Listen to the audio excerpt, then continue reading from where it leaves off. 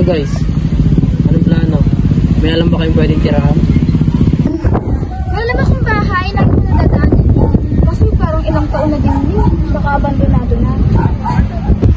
Walang yan. Bastang malaga. Matilang tayo. Sigurado ba kayo dyan? Pwede naman. Ilang araw na din tayo naghanap ng mga upahan. Wala pa rin tayo nahanap. Nakakasawa na rin sa bahay. Puro na lang bunganga. Kaya gusto ko na rin umalis eh.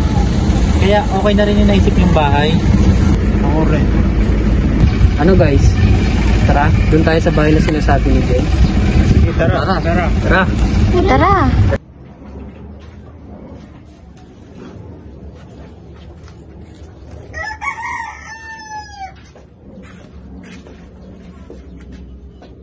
Ano ba yung sinasabi mong bahay, Jen? Oh, ayan. Ilang taon na din walang nakatira dyan. Sabi naman walang nagpaparamdam dyan. Sigurado ba kayo guys? Nandiyan tayo. Eh wala eh, wala na tayo magagawa eh. Tara, pasok na tayo.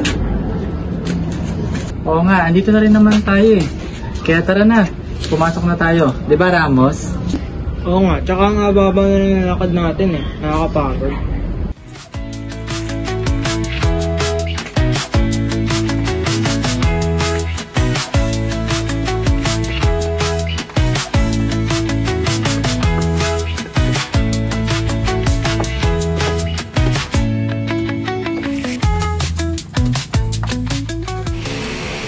Ngayon nakalipat na tayo ng bahay. Anong plano niyo? At kailan kayo maglilipat ng gamit niyo? Pero sa ibang araw na lang, kaya naman bukas. Wala naman lang masyadong gamit eh. Wala akong dapat problemahan. Oo nga naman, wala naman dapat problemahin. Kakaiba tayo. Ano nga pala dahilan niyo? Ba't kayo sumama sa pag-iisang bahay natin? Ako, iwan na ako ng mama at papa ko. Tapos, ako ito, mag-isa sa bahay natin. Walang kasama. Kaya, okay lang sa akin. Kung saan man ako mapunta, wala naman na ako mapupunta ang pamilya. Alam niyo naman nakadorm lang ako, di ba? Lagi akong mag-isa. Wala kasi mga pamilya ko dito. Nasa probinsya eh. Lagi naman ako pinapayagan ng mga magulang ko kahit saan pa yan. How about you, Ramos? Wala lang, gusto ko lang kasi lagi kayo kasama eh. Oo nga pala, ang tagal ni Wings. Nasaan na kaya yun? Sabi niya kahapon, kukunin niya na yung gamit niya. Hi guys! Speaking of wings, ayun na siya! Nandito na yung gamit ko.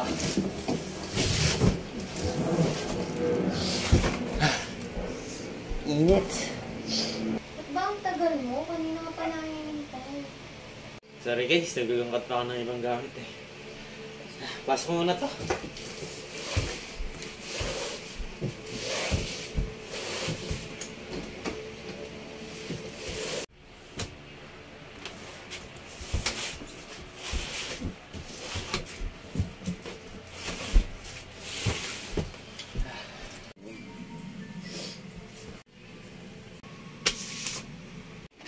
Wings, halika dito. May papakita kami sa'yo.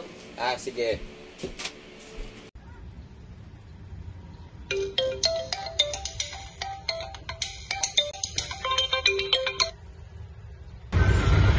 Hello? Ano? Magre-rebelde ka na? Nasaan ka? Ilang araw ka na namin kinakontak. Anong gusto mo? Mag-eskandalo ko sa eskwelahan niyo?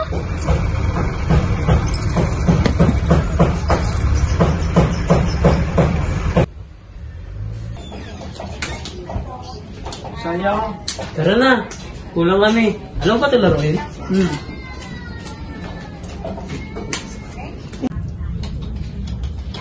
Oo nga pala guys, nakita niyo yung ano doon, yung papel doon sa kwarto.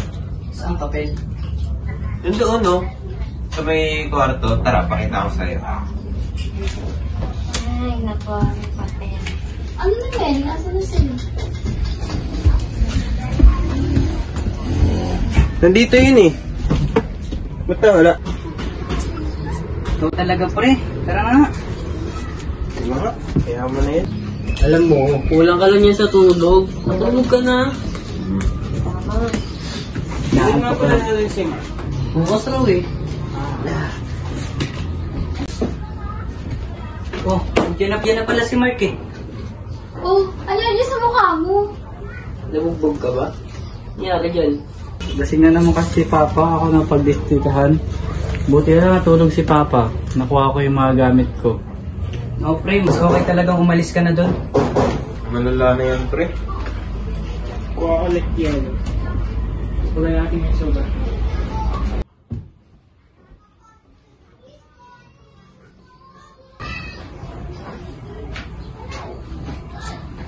Ano na? Nga pala, abot nga pala dun sa ano natin dito. Oh, ito pa. Magkano ulit yun? Nasa 1.5 lang yun, binabaan na nila kasi bahay naman to ng lolo ko tsaka lola ko. Kaya ayun, close ko rin naman yung may-ari na ito eh. Tsaka nga pala pwede tayo magdagdag dito ng mga gamit kasi may gamit din naman sila dito kaya dagdagan naman natin.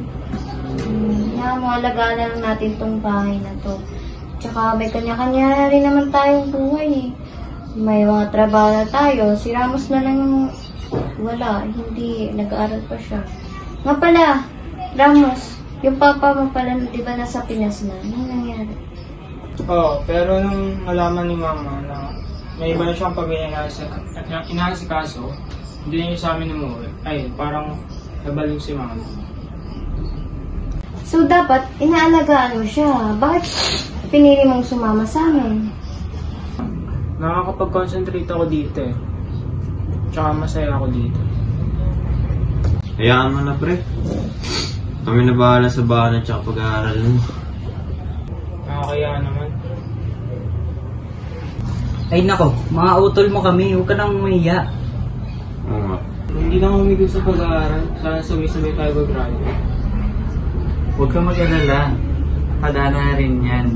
Siguro may nakakaan na para sa'yo. Tsaka huwag kang mag-alala. Kami na gagastos para sa'yo. Para pamilya na rin tayo dito eh. Nga naman, lahat kami may trabaho, tsaka yung sinasahod namin sobra-sobra pa. Wawan, hiya naman kami. Eh, hindi ba? Pero, alam mo, kaya namin yan. Oo nga. Salamat mga bros. Oh, alam ko na yung itsura mo. Mama mo yung nag-job, no? Nangihiram ng pera kasi may sakit yung kapatid ko. Gusto niyang bigyan din ako ng tuition kung sino pipiliin ng kanilang dalawa. Eh, alam ko naman yung situation mo. Di ba may ipon ka naman? Sumama mo na lang ikaw si mama. Kita naman natin yung papa mo, di ba, nung nakaraan. Dinalaw natin, lasing na naman. Eh kasi, naawa din ako sa papa ko kasi syempre naging ganun lang siya dahil sa sitwasyon namin. Eh, hindi naman din niya kasalanan yun. Napagdesisyonan ko lang din naman na 1 week ako kala mama, 1 week din ako kala papa. Ikaw, kung anong desisyon mo, ayun yung gawin mo. Ano pre? Ano plano mo sa papa mo? Hindi mo na ako siguro pupunta doon, pre. Ikaw ba, pre? Anong plano mo? Ako? Siguro kapag nasa maayos na kalagayan. Walang pagkakaintindihan sa bahay eh. Nagpapadalong ka pa din naman sila. Naawa lang din ako sa papa ko eh, sa ginawa ng mama ko. Hindi naman siya ganyan dati eh.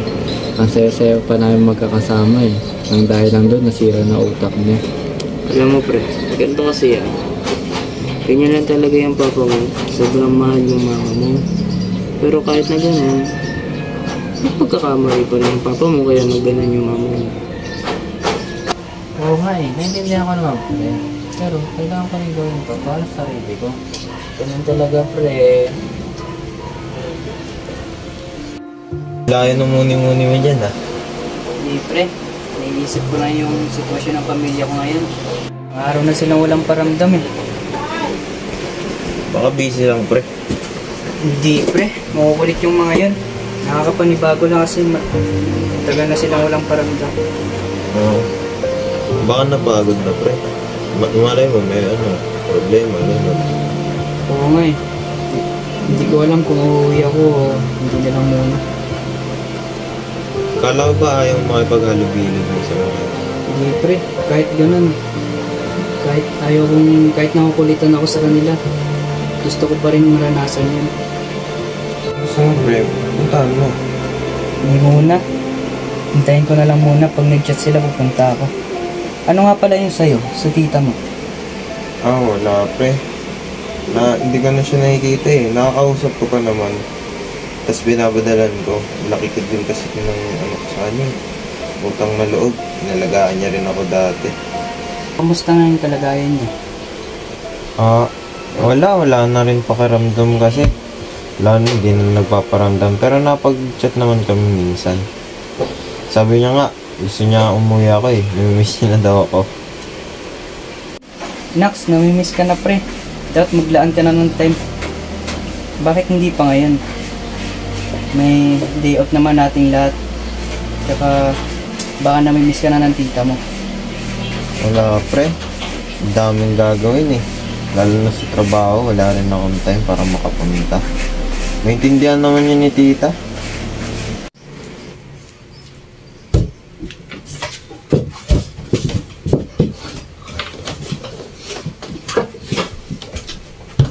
Ano pre?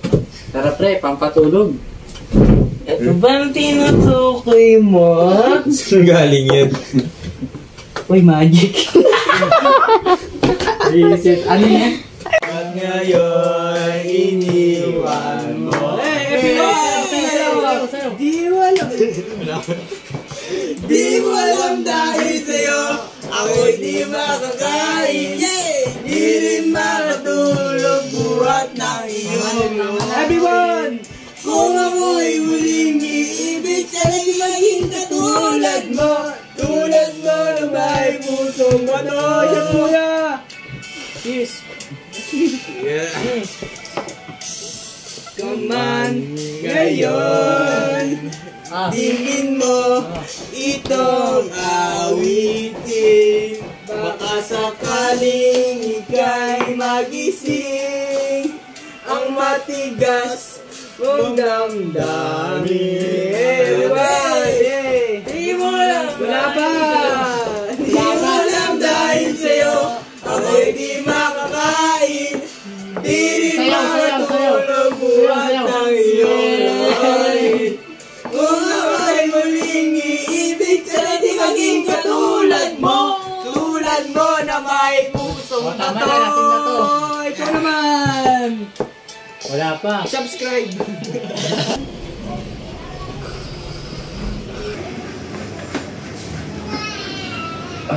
Saan na ulo ko? Asan si Mark? Ang ganyan naman ata umalis. Well, Wing, siyan.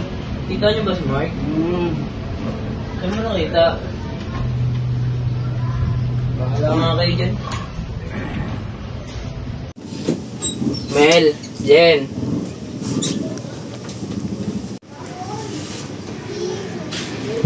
Ramos? Bakit wala din sila? Saan sila nagpunta?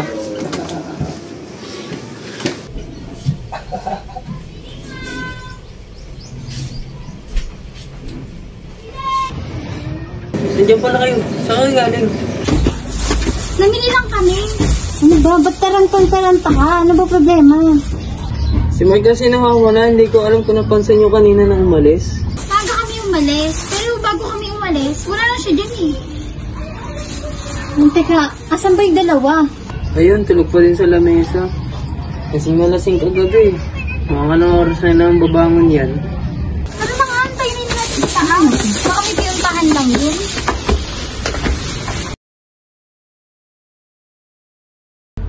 Anong oras na? Magagabi na. Di pa rin bumabalik si Mark. Nag-aalala na ako. Sobrang kalasin kasi natin, hindi natin alam kung saan siya pumunta. Nag-aalala na din ako. Diyan mo Ramos.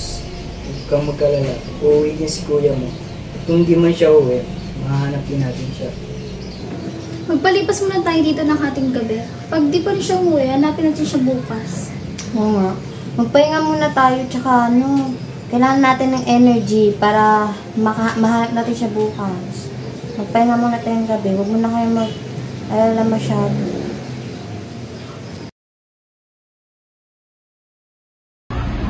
Anong plano natin? Huwag kang mag-alala. Darating din ang panahon.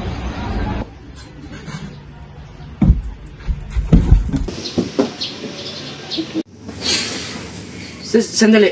Ano yun? Tara, silipin natin. Tara. Mark!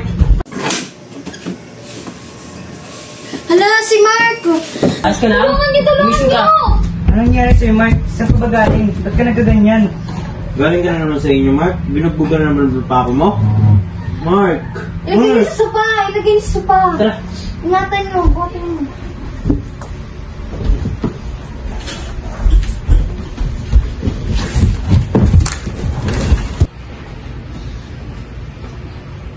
Kaya sisingin siya. Ayos ka lang? Anyari sa'yo? Nasaan ako? Dito ka na sa bahay, pre. Ano ba nangyari sa'yo? Basta lang, dahan-dahan. Dahan-dahan lang. Ano? Saan ka magaling? Bigla ka na nawala kahapon. Oo nga, pag-ising namin lang sila missing. Ganito kasi yan. Ganun yung nangyari. Letter? Kaparehas mo yung letter nung naghahalila pa ako sa kwarto. Hindi ko alam eh. Nasa pagbukas ng letter, labas na ako ng bahay. Kasara ng malay. Tapos pag-isip ko, andito na ako sa sopa. Paano nangyari yung bagay na yun? Ano yung nakasulat sa letter? Hindi ko alam eh. Parang ang labo. Tapos, hindi lang naalala ko. Parang may choices na pagpipilian. Ha? Totoo ba yun? Parang hirap ng paniwalaan. Hindi ko alam eh. Ayun lang alam ko. Ayun lang mga tatandaan ko. Sige, magpahinga ka muna. Aalamin namin yung nangyari sa'yo kung bakit ka nagkaganyan. Dahan-dahan.